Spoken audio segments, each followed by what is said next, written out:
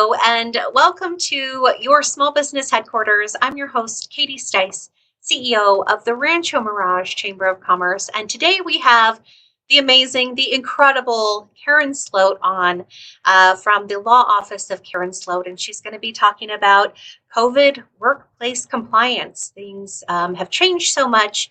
If you have any questions for us, please do feel free to leave them in the comments and we will try to tend to those. But for now, let's bring out our guest and start talking to our local businesses and professionals about how to get through this time and answer some pressing questions as well. Karen, welcome to the show. How are you today? I'm well, Katie. Thank you. Absolutely. Nice.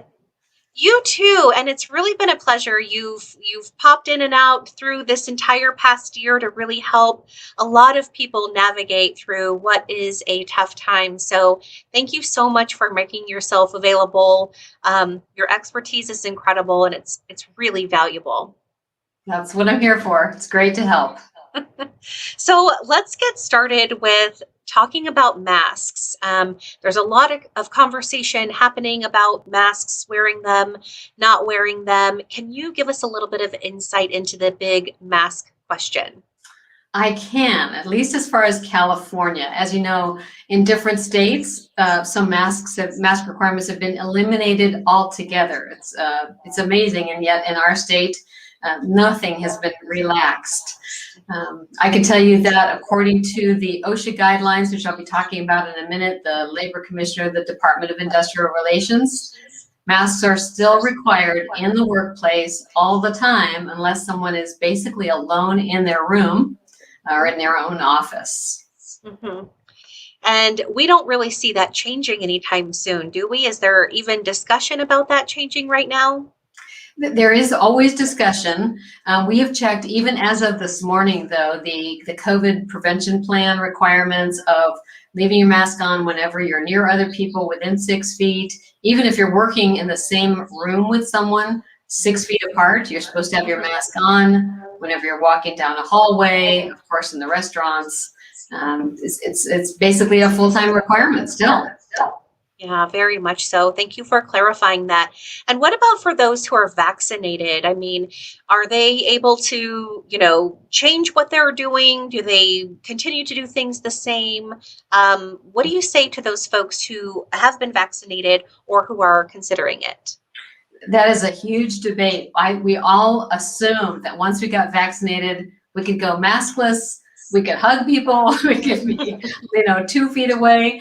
And unfortunately, the latest, I will say, cautions still include those persons who are vaccinated wearing the mask, staying 6 feet away. I've heard there is a chance of catching COVID even after the vaccinations, although it's supposed to be much less grave, much less serious. Mm-hmm. And I can tell you that there's been a debate also about whether employers can require vaccinations, Katie.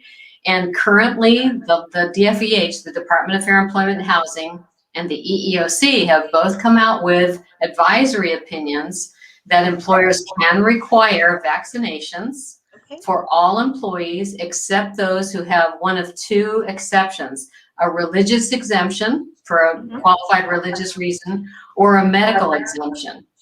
And what's interesting about that is the employer can't ask too many questions. Oh, well, what's your medical condition? Or get into their privacy. And yet they can require those vaccinations. There's just a risk, if they ask too many questions or the person gets the vaccination, has the reaction, the small business owners could still have some potential exposure to liability. Wow, is this new information? Because it feels very new to me. I'm a little taken back by it. It is new. I mean, initially they said, employers can require vaccinations, no questions at all. That was a couple months ago, and as of right now, it's you can require them, but you have to provide these two exceptions. Always good to get something in writing from an employee that they released liability and agreed with the vaccination voluntarily. And if that's something that businesses don't have, they can contact you for some of those pieces of paper or information. Those are things that you're able to provide. Exactly. And in fact, the COVID prevention plan that I mentioned is still required in full And Katie, I mentioned that on the new laws webinar that I did for the chamber a little while ago. But currently that COVID prevention plan is required in writing in a binder at your front desk or wherever the compliance officers who are driving around to businesses. As of January, they're compliance officers from the state walking into a business saying, where's your COVID prevention plan? Where are your policies and procedures? Where are your employees' signatures that they've been trained? Yes. And if the employer didn't have one, the compliance officer said, as of February, that's February 2021, we will begin issuing citations and fines. And that is different. And by the way, for everyone who's out there watching, the phone number, email, and website are up on your screen. So if what Karen is talking about right now doesn't sound familiar, it's something that you don't have, please reach out and make sure you're compliant, because Karen, what you're describing is different than reopening guidelines for a safe workplace that maybe people, I know a lot of folks have pulled those from the county website that have basic guidelines in place, but this is different what you're talking about. Can you dive in a little bit more and talk a little bit about what is in that packet? Happy to do so. So last November 2020, the Department of Industrial Relations, the OSHA, the Occupational Safety Hazard Administration, put into place regulations that required that every employer with one employee or more have a COVID prevention plan, that the employer immediately do an assessment of hazards and risks in the workplace, implementation of new policies and procedures that go beyond the guidelines, beyond the CDC, beyond the posters on your walls, and then affect formal training of all your employees. And again, the employees have to sign off that they received the training. You have to put this all together, record the remedies that you used to correct the workplace, all the disinfecting policies, the air filtration policies you've put in place, whatever you have. And that has to be in a binder and ready to show to the state compliance officers. There is a template on the website at www.dir.ca.gov. However, our office also provides a tailored template and all the policies and procedures. And we also have video training for all your employees, so that if you don't have hours to spend, you can contact us, and for a modest price, we can do that. But those are in place as of right now. The compliance officers could be driving around right now trying to find people who haven't complied. And is that for any size organization, whether you have 1 employee or 500 employees? It's for every business and nonprofit, correct? Everyone. Yeah, the regulations are written. If you have 1 employee, you must have this plan in place. Okay. I have so many questions for you. I want to know about volunteers, all kinds of things. So we might not get to everything today. We'll promise to have you back to answer even more. But let's talk a little bit about what financial assistance or aid is available out there for businesses right now. That's a wonderful question, Katie. Thank you. I know that people are not only suffering from the pandemic, they can barely have any of their employees back, and yet we're all supposed to reopen or open more or have more employees come back into the workplace, which is great. But if you don't have the funding, you're probably pretty scared right now. That's right. So there are lots of avenues. I would have every business owner start with the Small Business Administration, the SBA, and I've given Katie the website for the Small Business Development Center. That's located at Fred Waring in Monroe, in the Riverside Economic Development Building. And the SBDC has all kinds of information, not only on loans, but on grants. Also, every city in the Valley, I've noticed, has a COVID funding recovery link, and you can get some information on grants. I know a lot of the chambers have information on grants. The Riverside County, you'll see on Katie's screen, the rivcobizhelp.org. Is available to you, and that's for Riverside County. Of course, the state of California has some links, and the CDC even has cdcloans.com. I will tell you a couple more things, Katie. Aside from the regular state aid that we know about, as you know, the federal government just passed that America Rescue Plan Act of 2021 that is supposed to put $1.9 trillion into all the states in the union here. And California is supposed to get around $40 billion of that amount. That's going to go to Paycheck Protection Program. Mhm. That's going to go to more of the Economic Injury Disaster Loan, the EIDL funding, and expand that and delay the deadline for payment of that. There are also grants and funding for veterans organizations, Yep. Native American organizations, schools, restaurants, and these they even have a special provision for shuttered venue operators, which is very important in Rancho Mirage. It is. Because shuttered venue operators are those who have events that they hold in their premises. They have the performing arts, their theaters, and there are special grants and funding for those. Now, those are coming to the state of California. I don't know, Katie, whether there are applications yet, but they should be coming soon.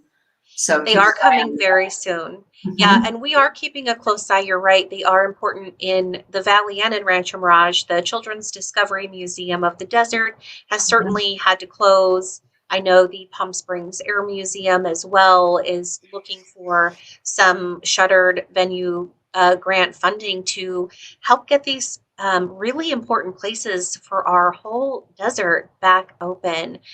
So appreciate these websites. And for all of you watching, there are some great websites there. I'm looking at the comments and I'm seeing some other websites popping up as well. And cannot just say thank you enough for helping to put these together because it really is helpful. And they change constantly, you know. There's deadlines and there's, additions and new PPP, new EIDL loans. As things go on further and further, it is necessary. Let's talk a little bit about if there's an employer out there who has employees and maybe they're really not following the rules or restrictions that the company has in place. What should they do? If the employee is not following the restrictions, there is so much potential exposure to that employer, to that little company, because any other employee could try to bring a claim. Even the offending employees sometimes bring a claim before the government, in OSHA, in the Department of Labor, and the employer needs to regrettably discipline and or terminate that employee. Now, I will say there's one little avenue, Katie. If that employee can work at home or work remotely, then there are fewer restrictions for employees who work remotely. They don't have to, obviously, have the mask on all the time and stay 6 feet away from anybody. So if that's an option, there's a remedy. Very good. Well, thank you so much for coming on today and sharing your expertise. Things have been changing just constantly, and it's nice to have someone who's on top of all of the latest information be able to share. And we're going to have you back next week. And next week, what are we going to be chatting about? We're going to be talking a little bit about, highlights and lowlights of some of the new laws for business owners. That sure is going to be a lot to cover next week, and we certainly look forward to it. Great. And we've even had changes in the last week on those. So it's exciting. It's exciting times and stressful times, but we're really rooting for the local businesses. So glad we're reopening and seeing more people out and on the streets and in the stores and the restaurants. So wish you all the best. Well, we just can't thank you enough again. And I'll put those websites back up on the screen just for anyone who's watching this again to take a look. There are resources out there. There is help available. It changes regularly. So be sure to stay tuned to your local chambers and local cities and the local media as well for some of those changes. And of course, I'll put Karen Sloat's information back up on the screen as well. For your business needs, questions. Karen, you do a great job for businesses and nonprofits in our community. And again, just can't thank you enough for your expertise in sharing it.